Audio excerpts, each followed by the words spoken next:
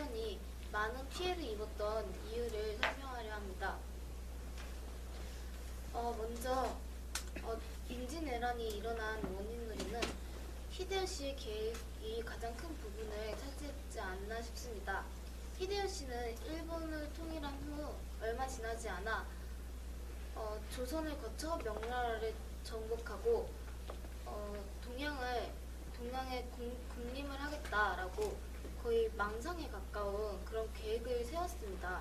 사실 이 말은 오다 노부나가 때부터 나왔던 말인데요. 그때는 그 현실 가능성을 전혀 염려해주지 않고 그냥 말장난 같은 성격이 짙었습니다. 그러나 히데요시는 정말 진심으로 동양 통일을 생각해두고 그런 것을 실천에 옮겼던 것입니다. 실제로 주변인들의 말을 의하면 히데요시는 동양 통일에 대해 실현할 것을 염려해 두고 어떤 왕의 자리는 어떻게 배치할 것이고 그런 것들 다 정해두었다고 합니다. 또 본인은 여태까지 일본을 제패한 사람은 여럿이었지만 대륙을 제패한 사람은 없었다며 아무도 얻지 못한 그 명성을 자신이 꼭 얻고야 말겠다고 부하들에게 여러 차례 말한 적이 있었습니다. 또 정치 원인론과 경제 원인론을 보면 그러한 원인론을 보면 히데요시의 개인적 야욕에다가 경제적 정치적 상황까지 더해졌다고 볼 수 있습니다. 또 우리 조선의 피해가 컸던 이유로는 첫 번째로 부족한 정보였다고 생각합니다. 우리 조선은 일본과의 연락이 거의 끊기다시피 했고 사신도 보내지 않았기 때문에 정보력이 부족해서 15세기 신주가 작성한 해동 제국기를 배경으로 16세기 말까지 일본에 대한 지천서로 사용됐다고 합니다. 그러한 탓에 일본의 군사력에 대한 정보도 별로 없었고 또 그 당시 부정부패도 심하고 내적 갈등도 심했기 때문에 정치는 매우 혼란스러웠습니다. 그리고 당쟁으로 인해 대일 외교에는 관심이 없어서 더욱더 그런 것을 잘 몰랐었습니다. 그래서 우리 조선의 그 피해가 컸다고 생각합니다. 4분입니다.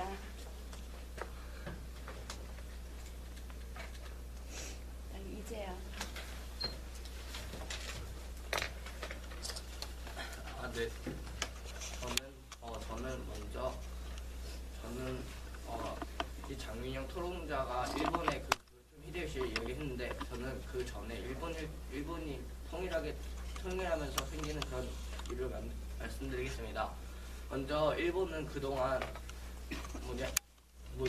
그 군인들이 잡으면서 쇼군이라는 사람들과 함께 일본에서 다이묘라 불리는 영주들이 각각 모든 지역에 분포하고 있었습니다. 그래서 근데 다이묘들은 자신의 지역을 보존하는 데만 힘을 썼기 때문에 통일을 인정하는 것처럼 보이지 않았으나 오다 노부가와라는 사람이 일본 통일이라는 야심을 품으면서 일본은 전쟁이라는 극심한 혼란에 들어갔는데요. 이때 이 전쟁을 하면서 오다 노부가와는 거의 모든 지역을 점령하였습니다. 그러나 혼노지라는 절에서 부하가 반란을 하면서 그는 결국 죽습니다. 그래서 그의 신복인 도요토미 히데요시가 결국 전국 통일을 완성한 겁니다. 근데 도요토미 히데요시는 자신을 따라 일본을 통일하는 데 도움을 준 군사들에게 땅을 주려고 생각했습니다. 근데 일본에는 이미 그만한 땅이 다 없었고 일본에는 이미 그만한 땅이 다 없었고 군사는 매우 많았습니다. 그리고 또한 자신의 만약에 한 국가를 통일한다는 것은 그 통일을 반대하는 사람도 분명 있을 것이고 통일을 반대하는 사람들을 없애지 못하면은 자신의 그 정치 생활에는 매우 큰 문제가 생깁니다. 그래서 그 도요토미 히데요시는 전쟁을 만들어서 자신을 반대하는 세력들을 전쟁터에 내보내서 세력을 제거하고 그리고 또 전쟁을 통해 영토 확장한 땅은 자신을 도와준 그런 군대들에게 땅을 나눠줄 계획이었습니다. 그리고 결국 그는 1592년 4월 13일에 한국을 쳐들어오게 되는데요. 그러면서 근데 한국을 아까 장미애 통자가 말하듯이 그는 매우 큰 야망이 있었는데 그 야망을 더 부추기게 된 것이 바로 한국에서 전투 때 거의 모든 전투가 승전보였다는 얘기입니다. 그러니까 한국의 군대는 매우 불안정했습니다. 그래서 예를 들어 한국의 전투 체계는 한 좋은 지역을 정해놓고 여러 지역에서 그 군사를 모아서 한 곳에서 크게 치는 계획이었습니다. 근데 그 계획은 정보통신이 발달하지 못한 조선시대는 매우 큰 어려움이 있었고 결과 일본군은 거의 전투 없이 그냥 바로 서울로 승전보만 계속 승리만 하면 서울로 진격했습니다. 그래서 그 승전보 때문에 도요토미 히데요시는 자신은 조선뿐만 아니라 명나라 등을 정벌하여 동아시아를 제패할 계획을 가지고 있었습니다. 감사합니다. 3분 5초입니다.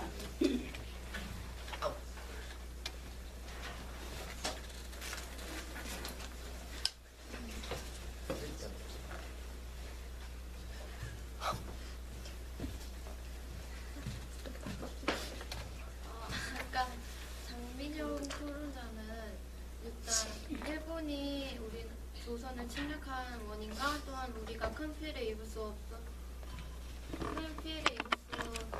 없었던 이유에 대해 설명을 했습니다.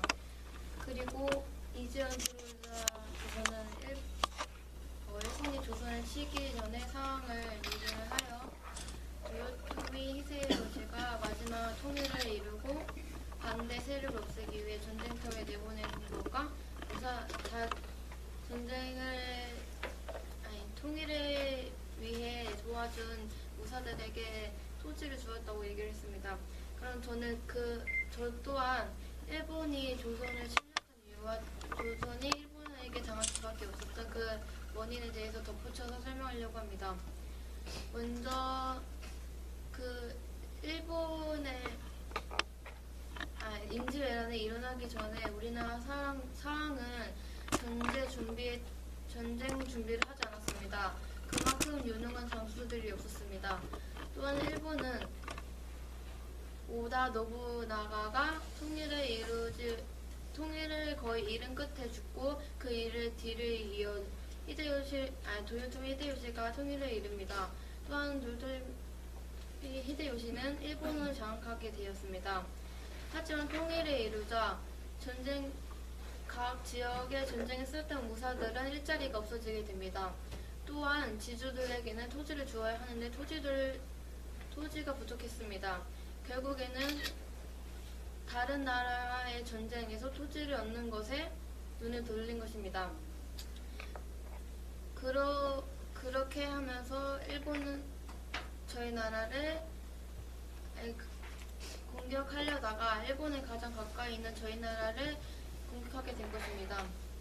그럼 우리나라가 일본에게 당할 수 없었던 이유는 무엇일까요? 먼저 우리나라는 공장 정치라는 게 있었습니다. 저희 당시에는 동인과 서인으로 나눴습니다.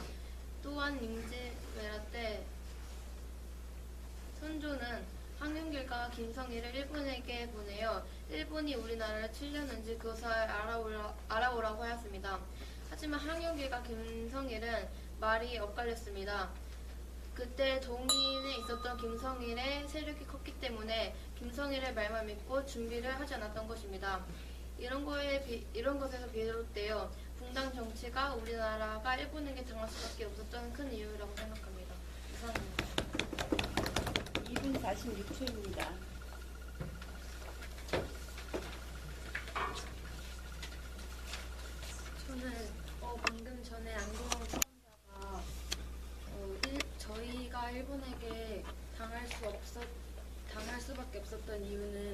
이유 중에 하나는 저희가 우리나라가 알았지만 제대로 대비하지 못한 것에 그런 것도 일본이 침략해서 우리나라가 일본에게 무너지고 그런 농토가 황폐화되고 그런 이유 중에 하나라고 생각합니다.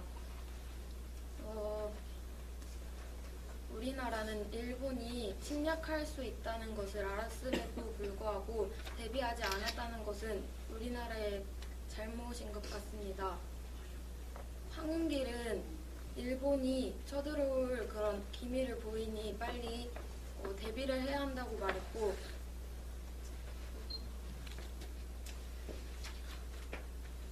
김성일은 히데요시의 생김새를 설명하면서 생쥐같이 생겼고 절대 우리나라를 쳐들어올 그런 기세는 보이지 않으니 그냥 그런 것은 국력 낭비라고 하며 둘의 의견은 달랐습니다. 하지만 선조는 김성일의 말을 듣고 대비를 하지 않았습니다. 또 율곡 이이가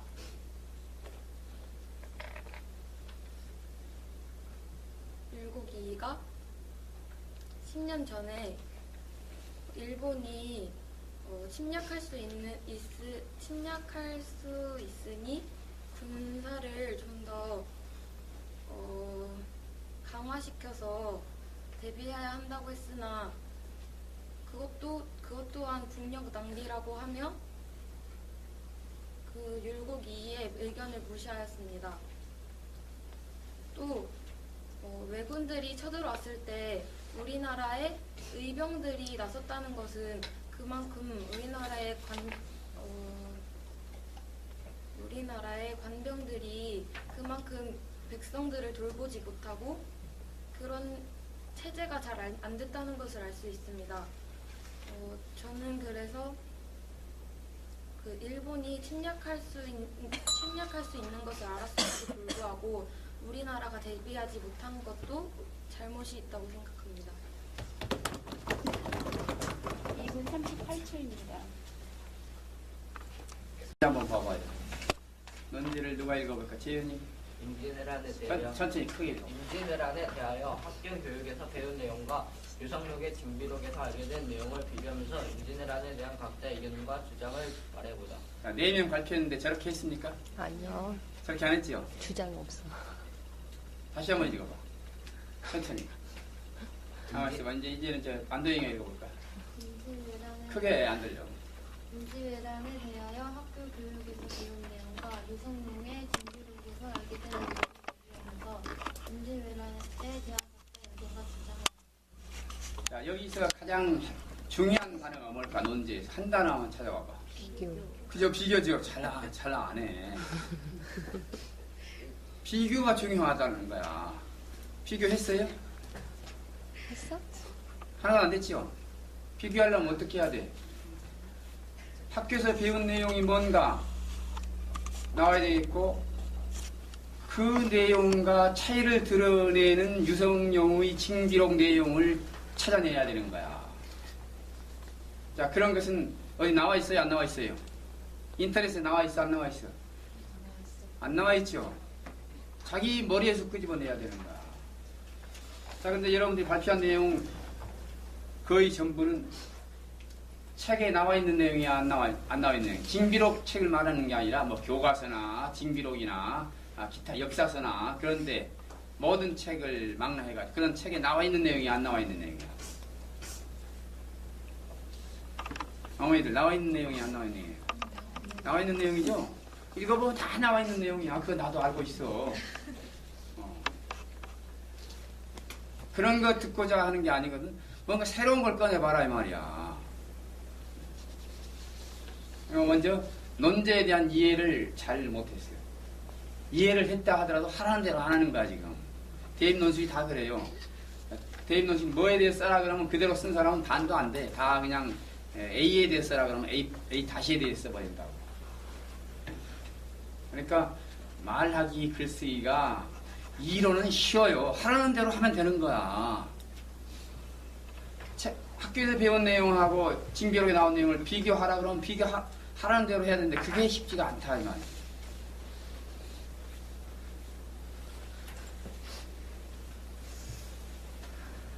네 사람 전부 마찬가지였어.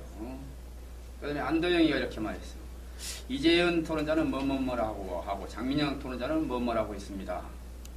라고 한 다음에 자기 말하기 시작했는데 앞서의 토론자들이 말을 요약 제시했다면 그에 대한 분석 내지 비교 내지 그에 대한 자기 의견 제시가 있어야 돼. 단지 앞에 토론자들이 말을 단지 요약 제시만 한다면 그건 할 필요가 없는 거야. 그러니까 이재현 토론자는 이렇게 말했는데 저는 이렇게 생각합니다.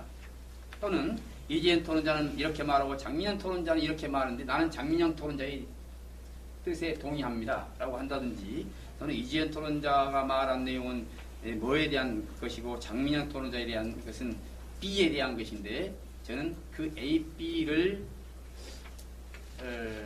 저는 그 A, B 말고 C, 즉 뭐도 대단히 중요한 요소라고 생각하므로 앞서 말했던 두 토론자의 내용은 생략하고 세 번째 그 새로운 거 말하겠습니다. 라고 의미 있는 말을 해야 돼.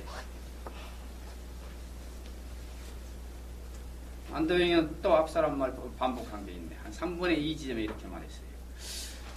일본이 전국 시대를 지나서 여러 공헌자들한테 땅을 줘야 하는데 땅이 부족하고 또한 반대 세력을 소모시킬 필요가 있었습니다. 라고 안도영이가 말했는데 이것은 앞서 누가 말한 내용이에요? 이재현 토론자가 말한 내용이지.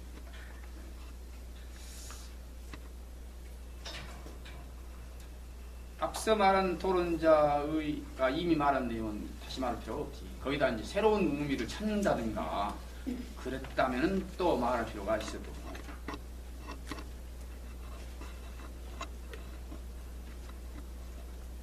방준하가 말했는데 방준하도 반복 내용이 있어요. 앞 사람의 다른 내용. 그러니까 앞 토론자들이 말을 잘 들어야 돼. 방준하 이렇게 말했어요. 황윤길과 김성일이 있었는데 뭐라고 했어. 근데 이것은 앞서 누가 말한 거예요? 안도영이가 말한 거죠?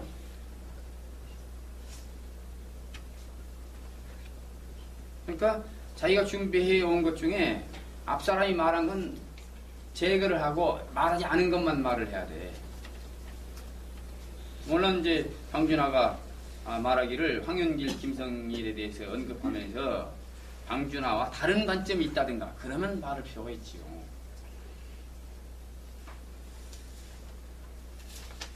네. 그럼 계속해봐.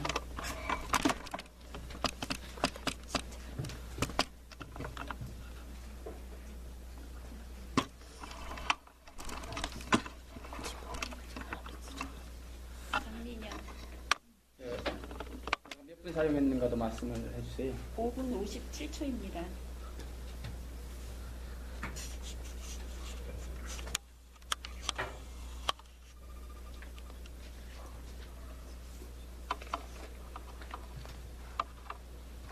일단 앞서 이재현 토론자께서는 임진왜란을 일으킨 까닭에 대해서 근본적인 원인에 대해서 설명을 하셨고 안도영 토론자는 분당 정치, 그러니까 당쟁을 언급을 하시면서 우리나라의 상황을 설명을 하셨고 또 방준하 토론자는 우리나라의 대비를 못한 우리나라의 잘못이 크다고 말씀하셨는데 저는 안도영 토론자의 의견에 동의하는 바입니다. 당쟁으로 인해 그 당시에 의견이 서로 맞지 않은 탓에 의견 결정도 쉽지 않았기 때문에 전쟁에 많은 영향을 주었다고 생각합니다. 저는 이번에는 전쟁으로 받은 피해 그리고 혹은 우리가 준 피해나 그 징비록이 주는 교훈에 대해 말하려고 합니다. 먼저 그 전에 두 나라의 군사력의 차이에 대해서 말을 하겠습니다. 그 당시 일본은 어렸을 때부터 칼을 배우는 반면에 우리나라는 문치주의가 발전이 되면서 물을 익힌 자들이 점점 줄어갔습니다. 특히 조선은 문을 배우면 대우받고 물을 배우면 천대받는 그런 그런 사회적 상황이 있었기 때문에 더욱더 물을 익힌 사람들이 줄어가서 군사들도 줄어가고 있었습니다. 그리고 또 무기만 봐서도 일단 우리나라는 활을 주로 사용했는데 활도 비가 오면 그 끈이 녹아서 부러지거나 너무 무거워가지고 이동하기가 힘든 탓에 목궁을 사용했는데 그 목궁은 사정거리가 100m도 채 안 됐다고 합니다. 그리고 또 조선군은 갑주를 입었는데 갑주가 너무 무거워가지고 칼을 매우 가벼운 것으로 사용했다고 합니다. 그 칼은 일본이 사용하는 일본도에 비해 10에서 20cm나 훨씬 작았다고 합니다. 그에 비해 일본은 가볍게 무장하고 장창과 활로 사용하는 것을 주로 사용하였는데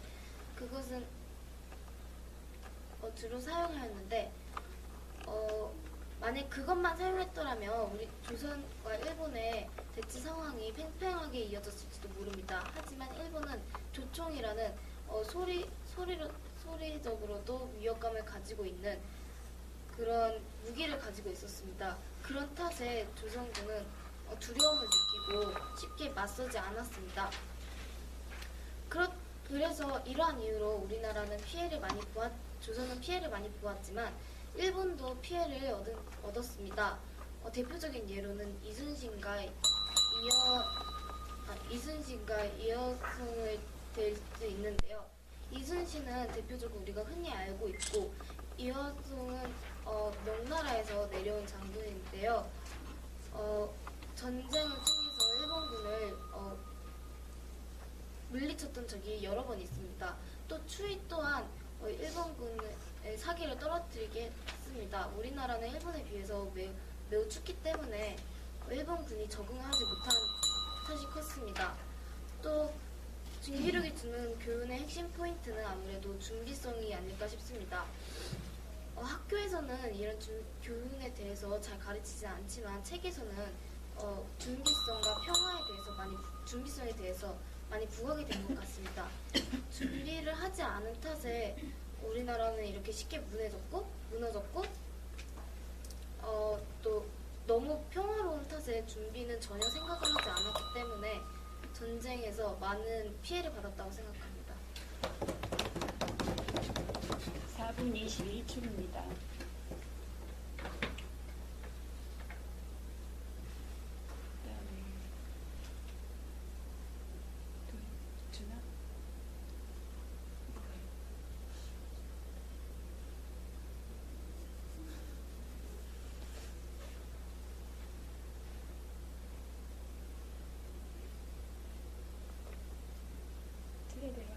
이제야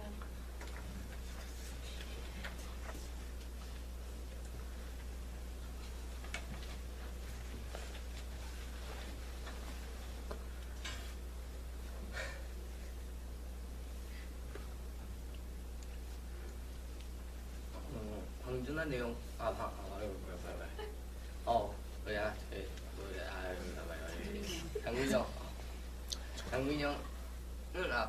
장민영 토론자는 아까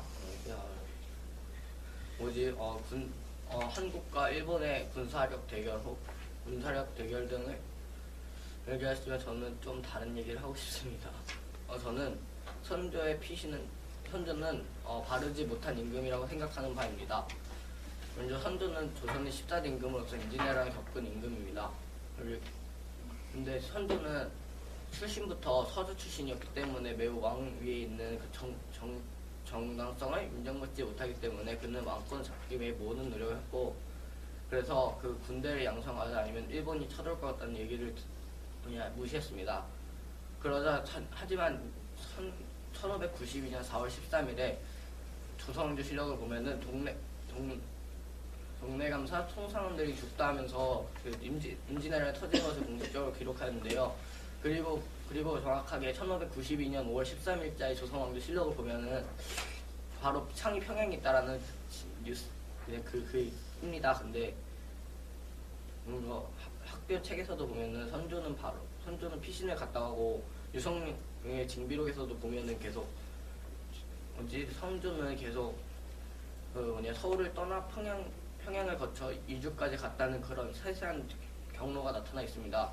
근데 임금 피신 간 것까지는 괜찮은데, 근데 임금이 이주로 피신을 간 것, 임금이 너무 명나라에 이전했다는 점입니다. 임금은 전쟁이 터지자마자 이주로 가가지고 이주로 간 겁니다. 이주는 매우 명나라와 가깝기 때문에 전쟁이 더 위험하기 때문에 그는 명나라로 도망갈 수 있기 때문에 이주를 택한 것이고, 또한 이주에서 명나라를 불러내기 쉬웠습니다. 그리고 또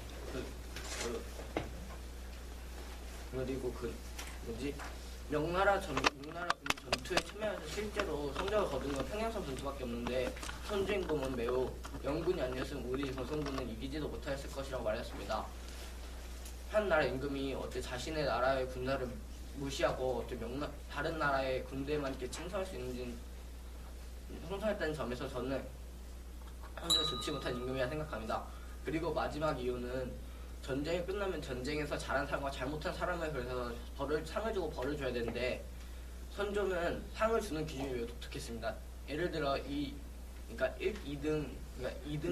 2등급 정도로 공을 세운 사람 중에 신점이라는 사람이 있는데, 그 사람은 단지 자신의 의견을 대신해 명나라에 갔다 왔던 이유로 2등급에 상정됩니다. 반면 열심히 전국에서 싸웠던 그 이병장 중에 단 한 병 이정함이라는 사람만 오직 그 등급에 올라갔고, 나머지 다수는 선조를 따라갔던 사람들이다. 그리고 1등 공신에 있는 원균 또한 독특합니다. 원균은 일단 거의 모든 전투에서 지다시피 했고, 그리고 또 승전보가 없고, 심지어 어떤 전투에서는 왜군의 기세에 눌려서 배를 버리고 배랑 무기를 침몰시키고 나머지 군사 1만 명을 해산시켰다는 얘기했습니다. 이렇게 자기 군대를 못 다루는 원균이 1등 공신에 있다는 점 자체가 선조는 바람직하지 못하다는 임금이라고 생각합니다. 감사합니다. 3분 45초입니다. 한번 봐봐요. 논지를 누가 읽어볼까? 재현이. 임진왜란에 대하여 천천히 크게 읽어. 임진왜란에 대하여 학교 교육에서 배운 내용과 유성록의 징비록에서 알게 된 내용을 비교하면서 임진왜란에 대한 각자의 의견과 주장을 말해보자. 4명 발표했는데 저렇게 했습니까? 아니요. 저렇게 안 했지요? 주장 없어. 다시 한번 읽어봐. 천천히. 가만있어. 이제는 저 안도영이 읽어볼까? 크게 안 들려. 임진왜란에 대하여 학교 교육에서 배운 내용과 유성룡의 징비록에서 알게 된 내용을 비교하면서 임진왜란에 대한 각자의 의견과 주장을. 자, 여기서 가장 중요한 단어가 뭘까? 논지에서 한 단어만 찾아봐봐. 비교. 그저 비교죠. 잘 안 해. 비교가 중요하다는 거야. 비교했어요? 했어? 하나도 안 됐지요? 비교하려면 어떻게 해야 돼? 학교에서 배운 내용이 뭔가 나와야 되겠고, 그 내용과 차이를 드러내는 유성룡의 징비록 내용을 찾아내야 되는 거야. 자, 그런 것은 어디 나와 있어요? 안 나와 있어요? 인터넷에 나와 있어? 안 나와 있어? 안 나와 있죠? 자기 머리에서 끄집어내야 되는 거야. 자, 근데 여러분들이 발표한 내용 거의 전부는 책에 나와 있는 내용이 안 나와 있는 내용. 징비록 책을 말하는 게 아니라 뭐 교과서나 징비록이나 기타 역사서나, 그런데 모든 책을 망라해가지고 그런 책에 나와 있는 내용이 안 나와 있는 내용이야. 어머니들 나와 있는 내용이 안 나와 있는 내용이에요. 나와 있는 내용이죠? 읽어보면 다 나와 있는 내용이야. 그거 나도 알고 있어. 그런 거 듣고자 하는 게 아니거든. 뭔가 새로운 걸 꺼내봐라 이 말이야. 먼저 논제에 대한 이해를 잘 못했어요. 이해를 했다 하더라도 하라는 대로 안 하는 거야 지금. 대입 논술이 다 그래요. 대입 노신 뭐에 대해 써라 그러면 그대로 쓴 사람은 반도 안 돼. 다 그냥 A에 대해 써라 그러면 A 다시에 대해 써버린다고. 그러니까 말하기 글쓰기가 이론은 쉬워요. 하라는 대로 하면 되는 거야. 학교에서 배운 내용하고 징비록에 나온 내용을 비교하라 그러면 비교하라는 대로 해야 되는데 그게 쉽지가 않다 이 말이야.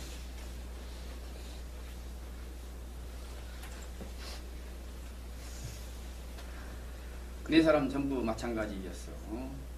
그 다음에 안도영이가 이렇게 말했어. 이재현 토론자는 뭐뭐뭐라고 하고 장민영 토론자는 뭐뭐라고 했습니다. 라고 한 다음에 자기 말하기 시작했는데 앞서의 토론자들이 말을 요약 제시했다면 그에 대한 분석 내지 비교 내지 그에 대한 자기 의견 제시가 있어야 돼. 단지 앞에 토론자들이 말을 단지 요약 제시만 한다면 그건 할 필요가 없는 거야. 그러니까 이재현 토론자는 이렇게 말했는데 저는 이렇게 생각합니다. 또는 이재현 토론자는 이렇게 말하고 장민영 토론자는 이렇게 말하는데 나는 장민영 토론자의 뜻에 동의합니다. 라고 한다든지 또는 이재현 토론자가 말한 내용은 뭐에 대한 것이고 장민영 토론자에 대한 것은 B에 대한 것인데 저는 그 A, B를 저는 그 A, B 말고 C, 즉 뭐도 대단히 중요한 요소라고 생각하므로 앞서 말했던 두 토론자의 내용은 생략하고 세 번째 또 새로운 거 말하겠습니다 라고 의미 있는 말을 해야 돼. 안도영은 또 앞사람 말 반복한 게 있네. 한 3분의 2 지점에 이렇게 말했어요. 일본이 전국 시대를 지나서 여러 공헌자들한테 땅을 줘야 하는데 땅이 부족하고 또한 반대 세력을 소모시킬 필요가 있었습니다. 라고 안도영이가 말했는데 이것은 앞서 누가 말한 내용이에요? 이재현 토론자가 말한 내용이지.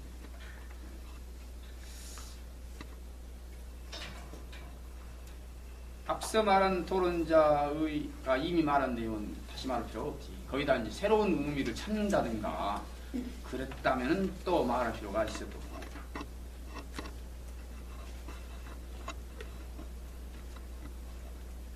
방준하가 말했는데 방준하도 반복 내용이 있어요. 앞 사람의 다른 내용. 그러니까 앞 토론자들이 말을 잘 들어야 돼.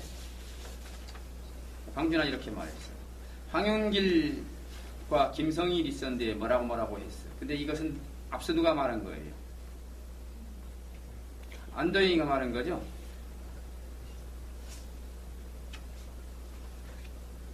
그러니까 자기가 준비해 온 것 중에 앞 사람이 말한 건 제거를 하고 말하지 않은 것만 말을 해야 돼. 물론 이제 방준하가 말하기를 황윤길, 김성일에 대해서 언급하면서 방준하와 다른 관점이 있다든가 그러면 말할 필요가 있지요.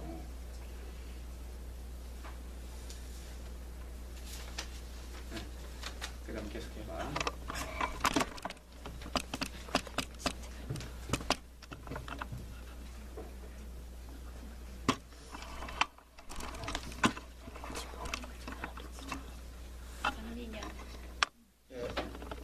몇 분 사용했는가도 말씀을 해주세요. 5분 57초입니다.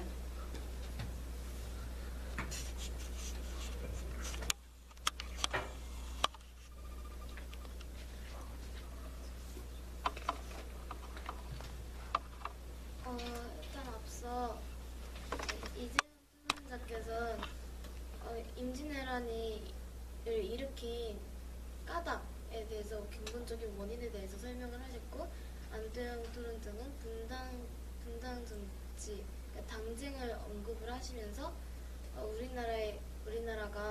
우리나라의 상황을 설명을 하셨고 또 방준하 토론자는 우리나라의 대비를 못한 우리나라의 잘못이 크다고 말씀하셨는데 저는 안도영 토론자의 의견에 동의하는 바입니다. 당쟁으로 인해 그 당시에 의견이 서로 맞지 않은 탓에 의견 결정도 쉽지 않았기 때문에 전쟁에 많은 영향을 주었다고 생각합니다. 저는 이번에는 전쟁으로 받은 피해 그리고 혹은 우리가 준 피해나 그 징비록이 주는 교훈에 대해 말하려고 합니다. 먼저 그 전에 두 나라의 군사력의 차이에 대해서 말을 하겠습니다. 그 당시 일본은 어렸을 때부터 칼을 배우는 반면에 우리나라는 문치주의가 발전이 되면서 물을 익힌 자들이 점점 줄어갔습니다. 특히 조선은 문을 배우면 대우받고 물을 배우면 천대받는 그런 그런 사회적 상황이 있었기 때문에 더욱더 물을 익힌 사람들이 줄어가서 군사들도 줄어가고 있었습니다. 그리고 또 무기만 봐서도 일단 우리나라는 각 활을 주로 사용했는데 활도 비가 오면 그 끈이 녹아서 풀어지거나 너무 무거워가지고 이동하기가 힘든 탓에 목궁을 사용했는데 그 목궁은 사정거리가 100m도 채 안 됐다고 합니다. 그리고 또 조선군은 갑주를 입었는데 갑주가 너무 무거워가지고 칼을 매우 가벼운 것으로 사용했다고 합니다. 그 칼은 일본이 사용하는 일본도에 비해 10에서 20cm나 훨씬 작았다고 합니다. 그에 비해 일본은 가볍게 무장하고 장창과 활로 사용하는 것을 주로 사용하였는데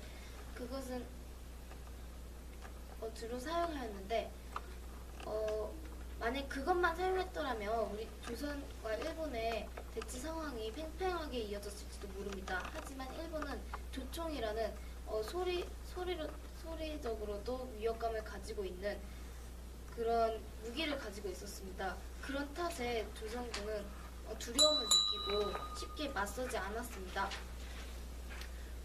그래서 이러한 이유로 조선은 피해를 많이 보았지만 일본도 피해를 얻었습니다. 대표적인 예로는 이순신과 이여성을 될 수 있는데요. 이순신은 대표적으로 우리가 흔히 알고 있고 이여성은 명나라에서 내려온 장군인데요. 전쟁을 통해서 일본군을 물리쳤던 적이 여러 번 있습니다. 또 추위 또한 일본군의 사기를 떨어뜨리게 했습니다. 우리나라는 일본에 비해서 매우 춥기 때문에 일본군이 적응하지 못한 탓이 컸습니다. 또 징비록이 주는 교훈의 핵심 포인트는 아무래도 준비성이 아닐까 싶습니다. 학교에서는 이런 교훈에 대해서 잘 가르치진 않지만 책에서는 준비성에 대해서 많이 부각이 되는 것 같습니다. 준비를 하지 않은 탓에 우리나라는 이렇게 쉽게 무너졌고 또 너무 평화로운 탓에 준비는 전혀 생각을 하지 않았기 때문에 전쟁에서 많은 피해를 받았다고 생각합니다. 4분 21초입니다.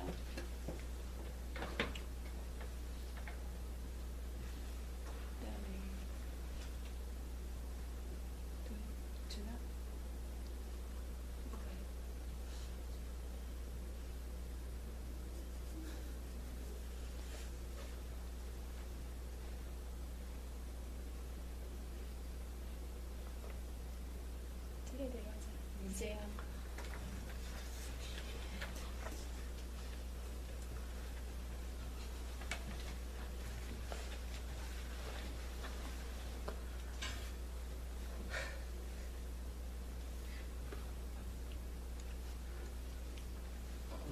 방준한 내용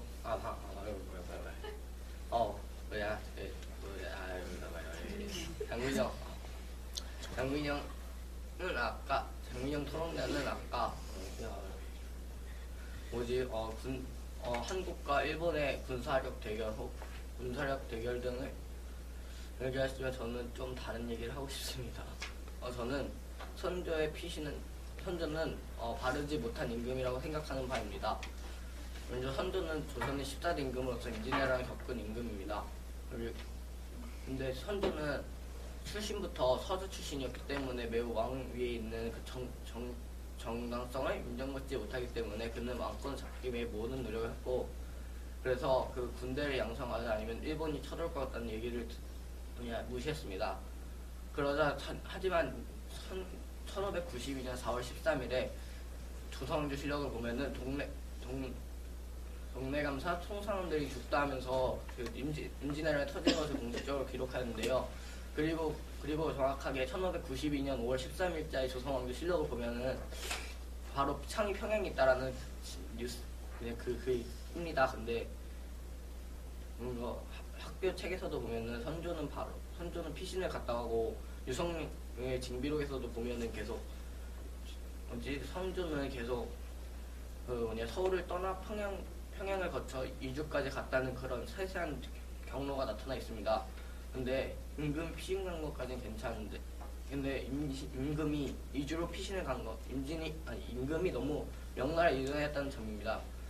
임금은 전쟁이 터지자마자 이주로 가가지고 이주로 간 겁니다. 이주는 매우 명나라 가깝기 때문에 전쟁이 더 위험해지면 그는 명나라로 도망갈 수 있기 때문에 이주를 택한 것이고, 또한 이주에서 명나라를 불러내기 쉬웠습니다. 그리고 또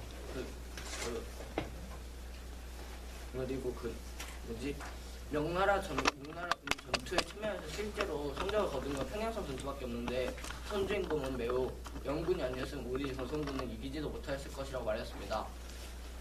한 나라 임금이 어째 자신의 나라의 군사를 무시하고 어째 다른 나라의 군대만 이렇게 침투할 수 있는지 형성했다는 점에서 저는 선조를 좋지 못한 임금이라 생각합니다.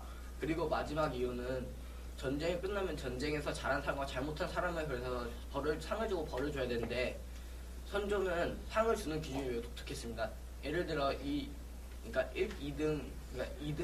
2등급 정도로 공을 세운 사람 중에 신점이라는 사람이 있는데, 그 사람은 단지 자신의 의견을 대신해 명나라에 갔다 왔다는 이유로 2등급에 상정됩니다. 반면 열심히 전국에서 싸웠던 그 이병장 중에 단 상병 이정함이라는 사람만 오직 그 등급에 올라갔고, 나머지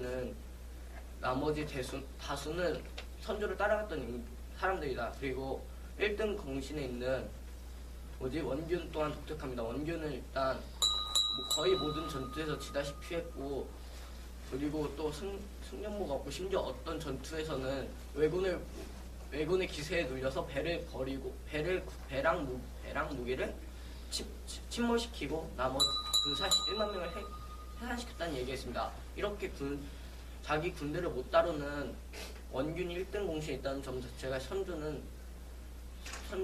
바람직하지 못하다는 임금이라고 생각합니다. 감사합니다. 3분 45초입니다. 아까 이수연 선생님께서는 선조의 피신에 대해 부정적인 시각을 가지고 계셨는데, 저는 그와 달리 긍정적인 시각으로 얘기를 하겠습니다. 먼저 책이나 교과서에서는 선조를 피신을 하여 명나라의 장수들을 기다렸다고 합니다. 그런 거에서 보면 책에서나 교과서에서는 선조가 피신한 것에 긍정적인 모습을 보이는 것도 있습니다. 하지만 제가 생각하기에 징비록에서는 선조의 피신에 대해 부정적으로 보이는 것을 생각합니다. 징비록을 읽다 보면 이런 대목이 있습니다. 조선의 나라님이 피신을 하는데 우리는 어찌 살아야 합니까? 라는 이런 대목이 있습니다. 이런 대목에서 보면 류성룡은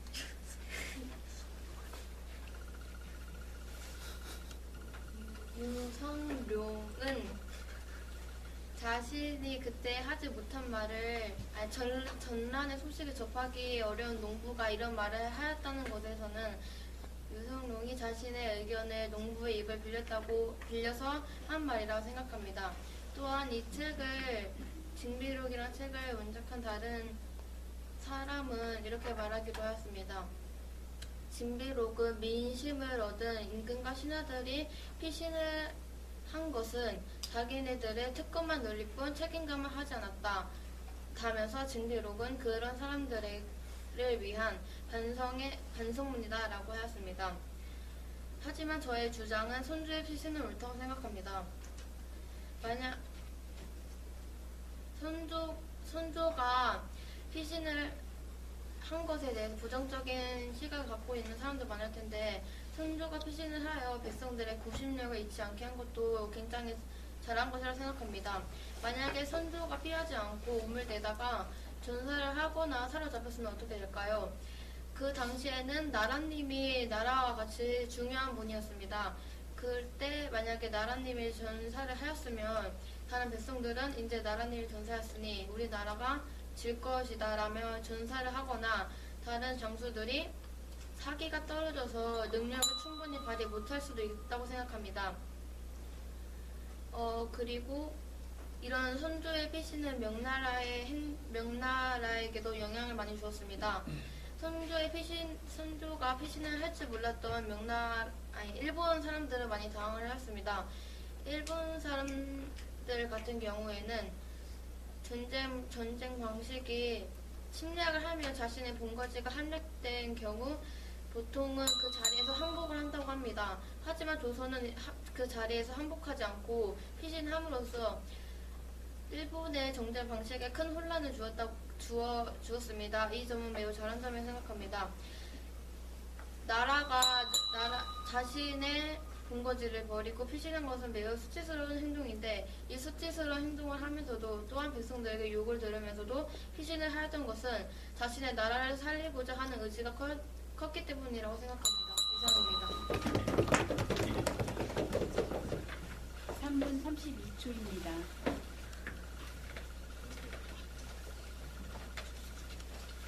안구형 토론자와 이재용 토론자는 선조가 피난을 간 것이 바람직하냐에 대하여 말하는데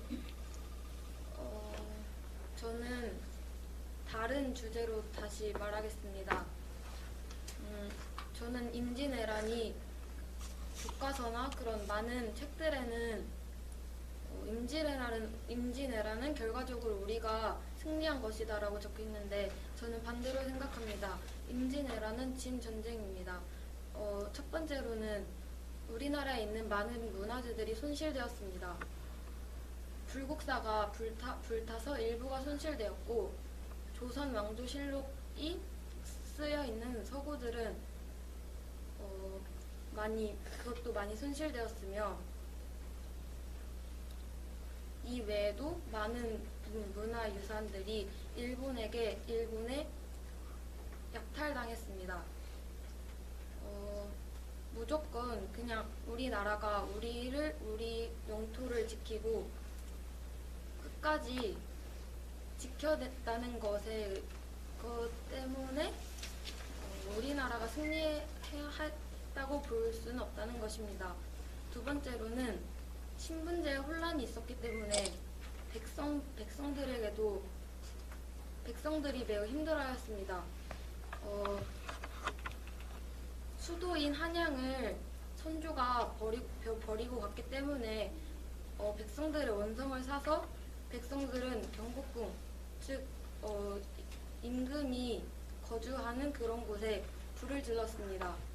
그래서 노비 문서가 다 타서 그 당시에 양반이 70%였다고 합니다. 이렇듯이 신분제의 혼란도 있었고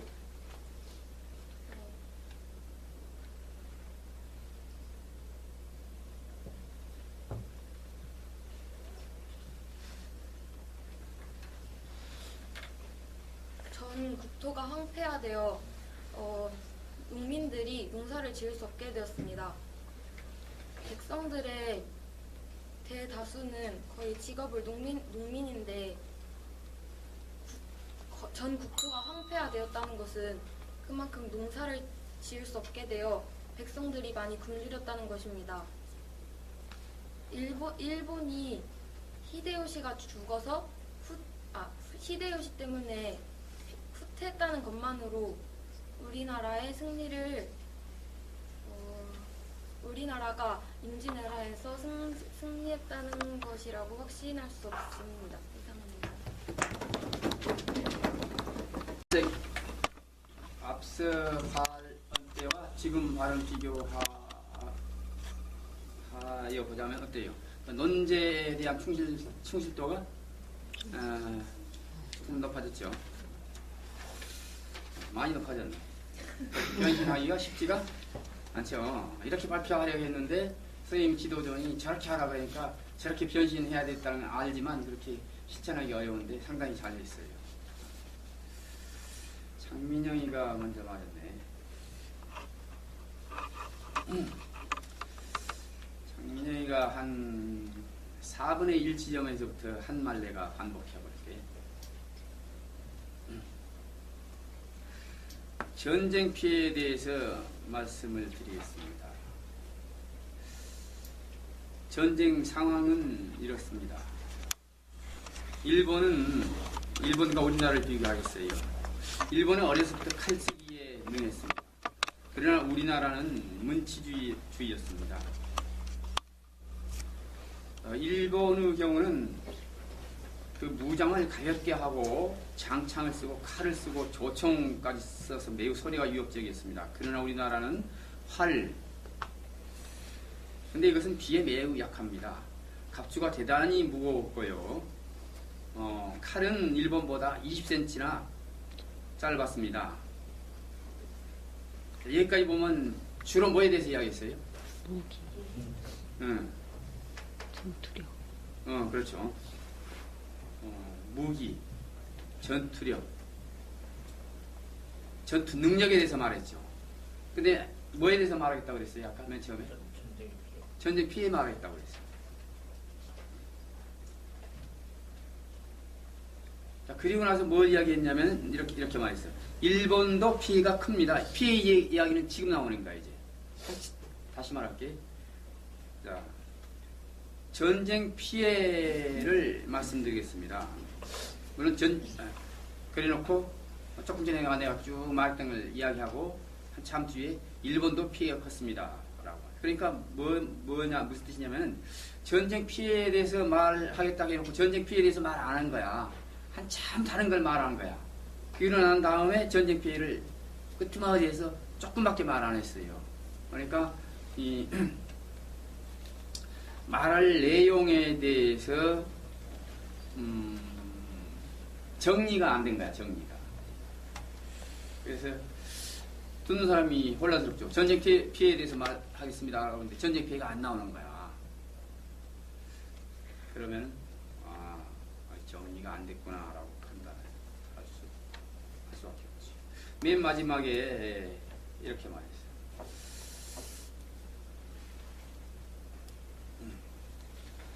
학교에서 배운 바로는 뭐라고 하고 그러나 책에서는 우리나라가 전쟁 준비가 안 돼 있는 것으로 읽었습니다. 라는 내용이 말했지. 장민영이가.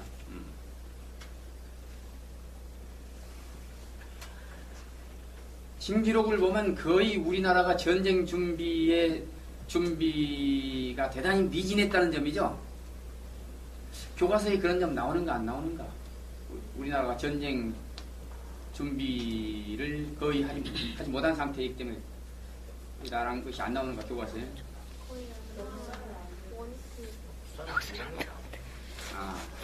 그래, 알았어. 아니, 저거 초등학교 때 배우잖아.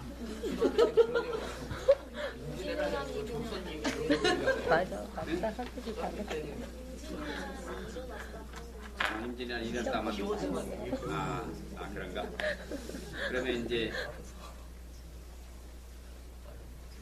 그러면 중학생들한테 그 논제가 적절하지 않은가?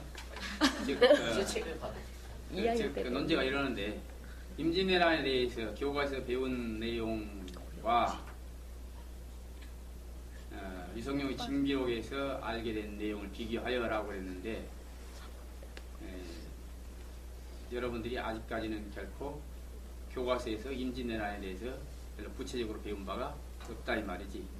없으면은 2학년, 중학교 2학년이요?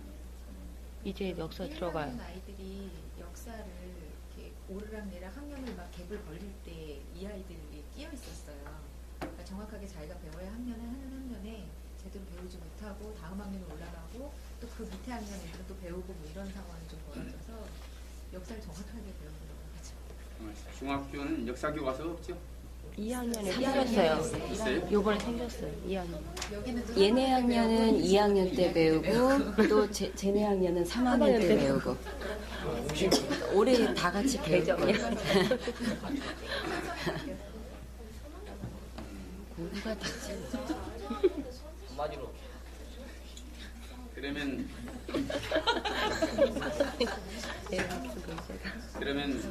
논제가 성급했네.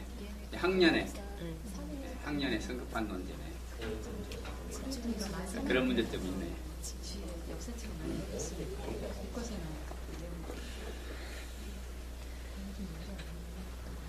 교과서에 역사에서 임진왜란 배운 사람 손 들어봐. 역사 배운 사람 손 들어봐. 역사 교과서를 통해서 임진왜란 배운 사람. 구체적으로 안 썼죠. 근데 사회에서 간단하게 배웠지. 5학년 때. 초등학교 때 5학년 선사시대 우리는 맨날 선사시대 아래까지. 네안데르탈인데 맨날 이런 내 생각에는 내 생각에는 이렇게 추정이 돼요. 고등학교 교과서에도 임진왜란 때 우리가 이렇게 이토록 준비가 안 돼 있다는 것을 고등학교 교과서에도 나오지 않을 것 같아요. 그걸 추정하고 문제를 냈는데. 그냥 성공이다는 부분. 그래서 우리가 임진왜란 그러면 뭐가 떠올라요? 이순장군의 그죠? 승정보. 근데 징비록 읽으면 뭐가 떠올라요? 징거. 왜 졌어? 준비 준비가 안 되고. 너무나 정말 이 땅을 치고 통구할 정도로 준비가 안 됐죠.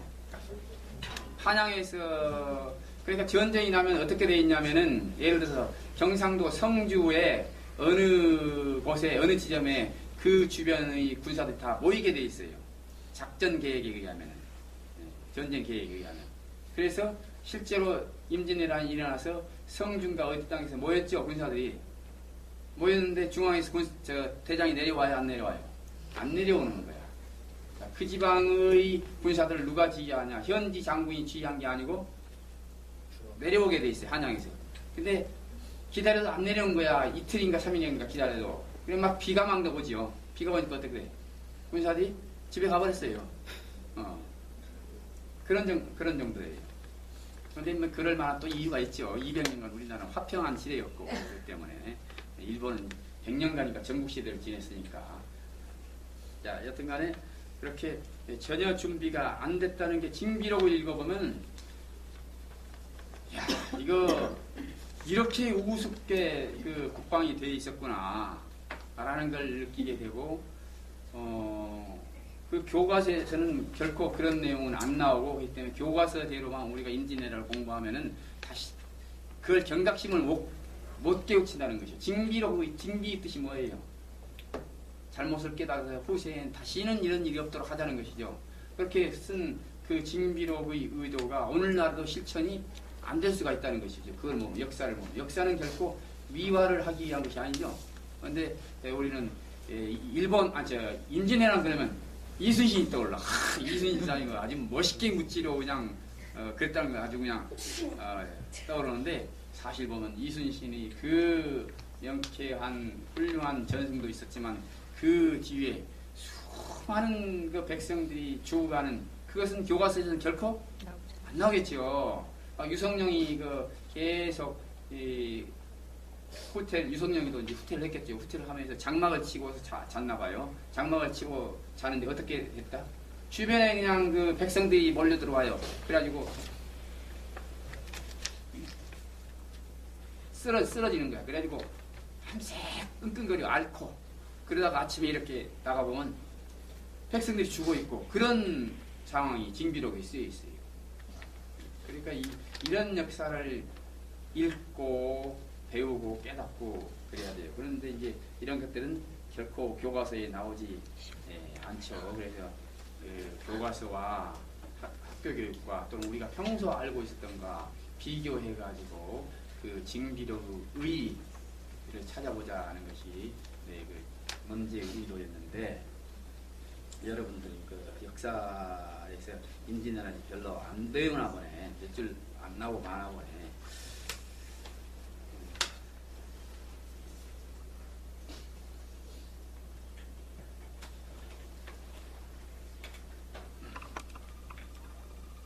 그런데 그래서 뭐 이재인이가 이렇게 말했죠. 선조는 이렇게 말했습니다. 명군 아니면은 우리가 이길 수 없는 것이었다라고 말했고 또 상을 주는데도 아주 문제가 많았습니다.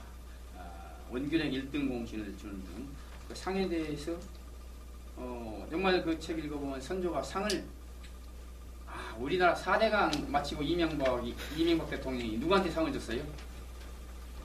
엄청 많은 공무원들한테 또 상을 줬어요. 또 4대강을 그 아주 성공적으로 그 사업이 추진되게끔 불공을 들인 스님한테도 상을 줬던가 같은 훈장을 줬던가 그래요.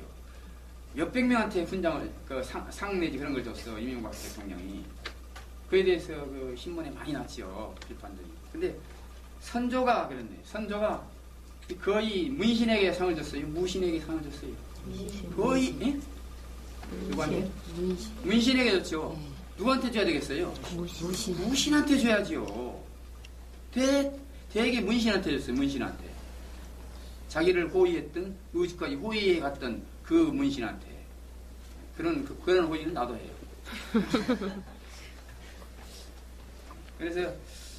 그런데 그런 내용은 아마 교과서에 안 나오겠죠. 그래서 여러분들 역사 교과서를 안 배웠더라도 추정해서 비교할 수도 비교했더라면 비교할 수도 있었을 텐데 하는 생각이 들어요. 그래서 이재희가 그런 내용을 말을 했는데 어떻게 말했냐면 책에는 피신 같다라고 나왔습니다. 그래서 징비록을 읽어보면 이와 같은 선조의 말 시상 내용이 있습니다라고 말했어요. 이제 간접적으로 보면 이제 이재인이가 책에서 간단히 쓰고 지나갔는데 징비록에 구체적인 이런 내용이 있다라는 것으로 살짝 비교해서 말했다고 볼 수 있죠. 그런 점에서 그 내용을 잘 문제화시켰어요. 안도영 책에서는 말하기를 선조가 피신하여 명분을 기다렸다고 있습니다. 그래서 징비록에서는 이렇게 나옵니다.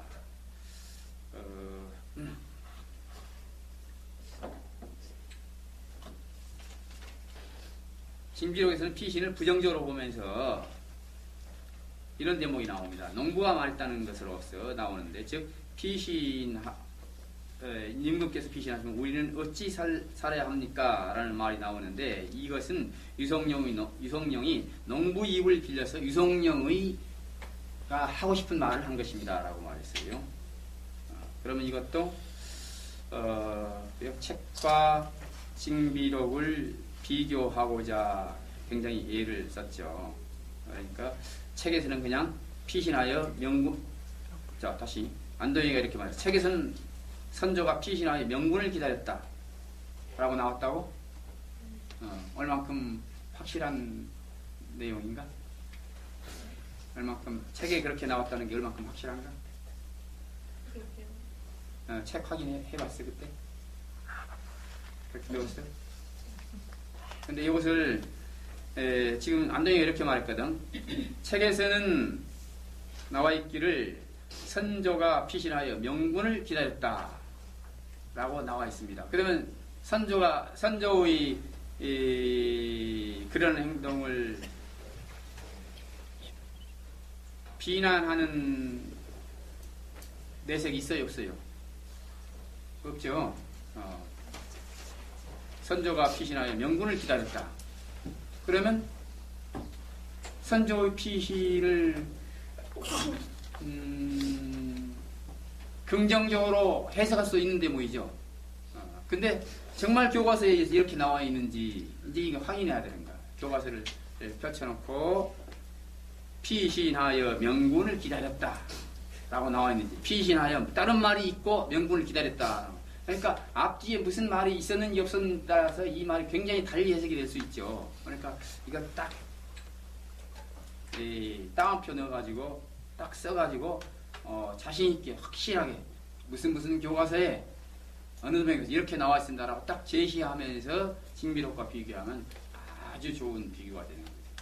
그러니까 지금 안도현이가 말하기를 책에서는 이렇게 나왔어요. 즉 선조가 피신한 명군을 기다렸다고 나와 있는데 라고 말했어요. 근데 우리가 이게 믿을 수가 있어 없어? 믿을 수는 없죠. 확실히 안도현이 말이 지금 확실히 믿을 수가 없어. 안도현이가 그냥 책 읽은 걸 기억해가지고 적은 건지, 기억해가지고 적었다면 확실히 믿을 수는 없죠. 근데 일단 저렇게만 말하는 것도 대단히 큰 점수인데 아주 확실한 건 아니다 이 말이죠. 만약 책이 그렇게 나왔다는 게 사실이라면 아주 좋은 차관점이에요. 방준하가 말했네. 방준하도 비교하려고 예를 썼네. 자, 교과서에서는 나와 있기를 임진왜란은 결과적으로 우리가 승리한 것이다 라고 나와 있습니다. 그렇게 나와 있는가? 그렇게 같다지 같은 거죠. 이것도 확인해야 돼. 그러니까 출처를 다 확인해야 돼. 방준하가 말했어요. 임진왜란은 결과적으로 우리가 승리한 것이라고 교과서에 나왔습니다 라고 했는데 정말 임진왜란을 승리로 교과서에서 기술을 했을까? 믿어져요? 안 믿어져요? 안 믿어지죠? 그런데 승리라고 기술할 가능성이 있어요? 없어요? 있죠. 승리로 볼 수도 있는 거예요. 그런데 교과서에 정말 그렇게 나와 있는지가 안 믿기는 거야. 지금 우리나라 가장 큰 재판이 뭐였어요? 이석기 재판이잖아요. 아로 이석기가 공산당 빨갱이냐 아니냐야. 근데 이석기가 주로 그 빨갱이냐 아니냐를 그 국보법 위반이냐 아니냐 뭘 가지고 따져? 녹취록 가지고 따지죠? 녹취록. 근데 녹취록이 진짜 이석기가 한 말 내용 그대로가 아니라 받아 쓴 거죠. 받아 쓴 거죠. 그렇기 때문에 믿을 수가 있다 없다예요. 그래서 정말 테이프를 보자. 근데 테이프가 원본이 있는 것도 있지만 없는 것도 있고. 그러니까 양쪽이 서로 이석기가 그렇게 말했다 안 했다 했다 그 비슷하게만 따릅니다. 뭐 의도는 그거 아니었다. 이게 혼란스러운 거예요. 이걸 못 따지는 거예요. 17일 결말 나오죠. 17일.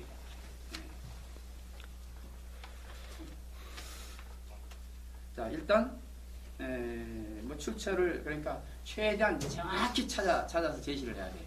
근데 그렇게 일일이 우리가 다 하기가 어렵죠. 어렵기 때문에 일단 방준하가 그러한 내용만 이렇게 착안해가지고 비교했다는 것 자체로 상당히 잘 됐어요.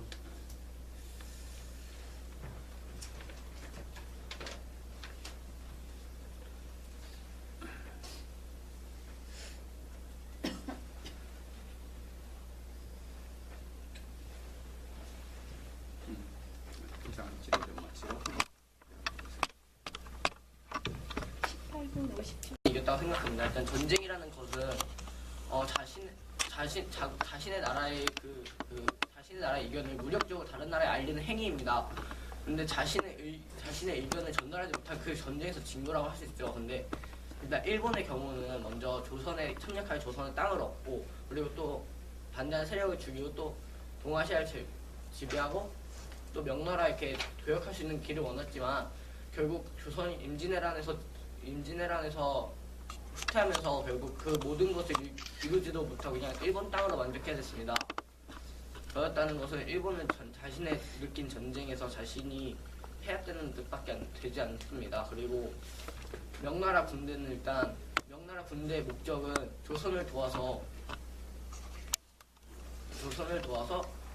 외나라를 막고 또 자신의 그 나라를 지키는 것입니다. 근데 명나라는 이미 그때 그 후금 그러니까 청나라가 되는 그 나라도 같이 있었지만 일본이라는 일본이란 존재 때문에 후금에는 신경도 쓰지 않고 그냥 조선에 너무 많은 군대 5만 명 이상이나 되는 군대를 조선에 보낸 겁니다. 그래서 근데 조선에 보냈는데 딱히 전투는 하지 않고 되려 명나라의 힘을 약하게 했습니다. 그래서 결국 조선의 임진왜란이 끝난 1998년이 되고 얼마 안 돼서 명나라는 후금에 의해서 나라가 망하게 됩니다. 그렇다면 조선은 어떻게 될까요? 조선은 일단 전쟁의 목적이 일본이 일으킨 전쟁이기 때문에 그 일본을 막는 것이 조선의 목표입니다. 한데 일단 조선은 많은 문화재랑 많은 문화재가 약탈당하고 분실됐으며 소실되었고 또 많은 사람들이 죽고 다쳤습니다. 근데 만약에 많은 사람들이 죽고 다쳐도 많은 사람들이 죽거나 다치지 않고 문화재 남아있지만 나라를 빼앗긴다 어떻게 될까요? 그거는 일본이 전쟁에서 승리한 결과가 되고 한국 국민들은 전쟁에서 빼앗긴 사람이 되기 때문에 그러니까 전쟁에서 진 사람이 되기 때문에 포로가 되거나 노예가 되는 그러니까 결국은 한국을 지켜낼 수 없습니다. 근데 한국을 완전히 폐허로 만들고 많은 문화재를 뺏겼지만 한국 한반도란 땅을 지켜내고 그 조선 왕조를 지켜냈다는 점에서 저는 조선이 진정한 승자라고 생각합니다. 이상입니다. 2분 41초입니다. 장민영.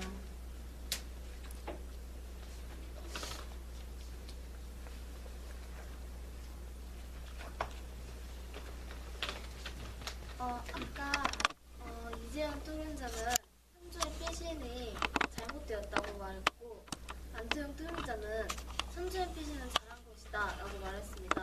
저는 이재현 토론자의 말에 동의하는 바입니다. 임금은 백성들의 의지를 한 몸에 담고 있는 사람이기 때문에 절대 백성들을 버리면 안 된다고 생각을 합니다.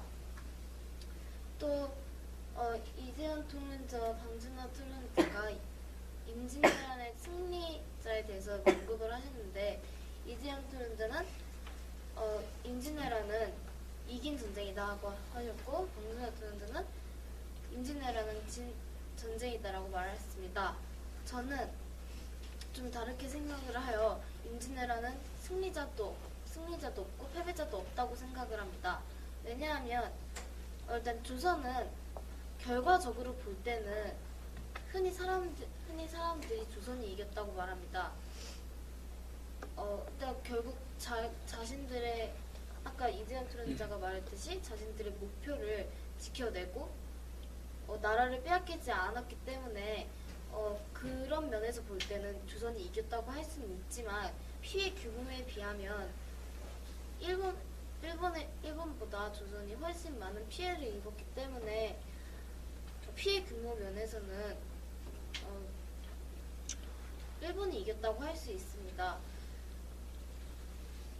이렇게 각 부분적으로 볼 때는 패배자와 승리자가 있지만 전체적으로 모든 것을 포함하여 볼 때는 누가 승리자이고 누가 패배자라고 말하기엔 매우 애매한 점이 많습니다.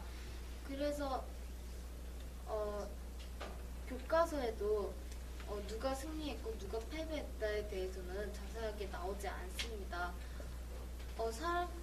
사람들도 조선이 승리했다라고 말하는 사람도 많지만 이것은 승리했다고 말할 수 없다라고 말하는 사람들도 대부분이기 때문에 이 의견은 매우 엇갈리고 있습니다. 그래서 저는 이 전쟁에서는 승리자와 패배자 둘 다 없다고 생각을 합니다. 2분 31초입니다. 그다음에 안도현.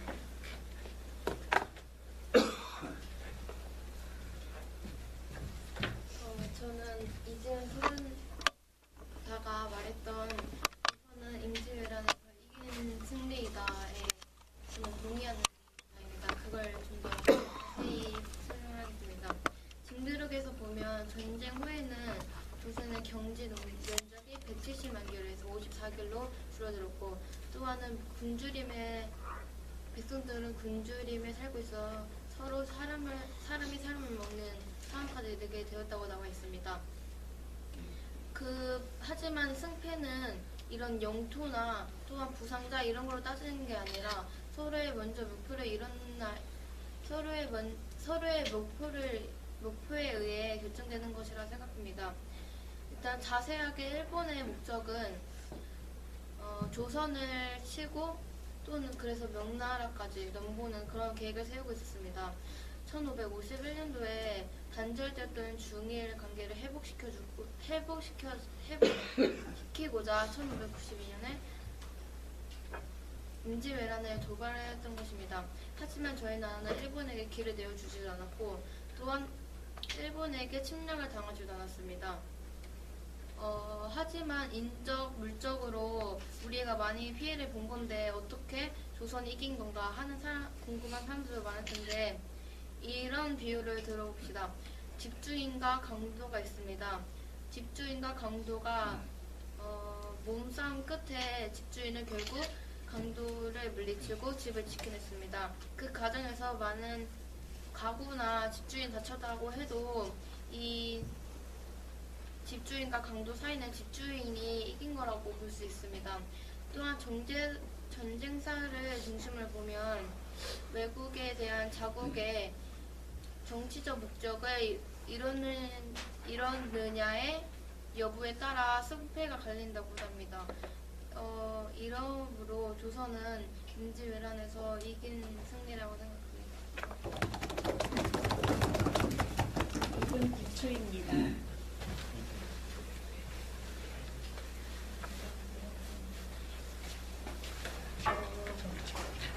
저는 두 번째 발언에서 저희 나라가 진 전쟁이라고 하였고 그리고 방금 전에 장민영 토론자는 승리자가 없다고 했고 안도영 토론자와 이재현 토론자는 우리나라가 이긴 전쟁이라고 했는데 저는 저의 주장을 저희 나라와 일본 그리고 명나라의 관계에 대해 설명하면서 마무리를 짓겠습니다. 저는 명나라와 일본 사이에 저희 나라가 중간에 껴있었던 것이라고 생각합니다. 아까 원인에 대해서 설명할 때 일본이 통일돼서 일본이 되게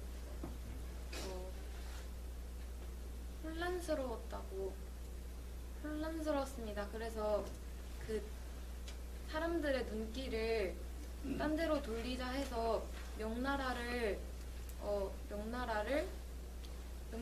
가는 길을 저희에게 내달라고 하면서 먼저 저희 나라가 안 열어주니 그 길을 안 내줘서 저희 나라를 침략한 것입니다. 그래서 일본이 명나라로 가는 도중에 저희 나라가 껴있어서 저희 나라의 농토가 많이 황폐화되고 그런 것이므로 저는 저희 나라는 아무 관계도 없이 그냥 일본과 명나라 사이에 껴있었던 중간에 있었던 나라로서 그냥 중간에 있다는 이유만으로 공격을 받았다고 생각합니다. 이상입니다. 2분입니다.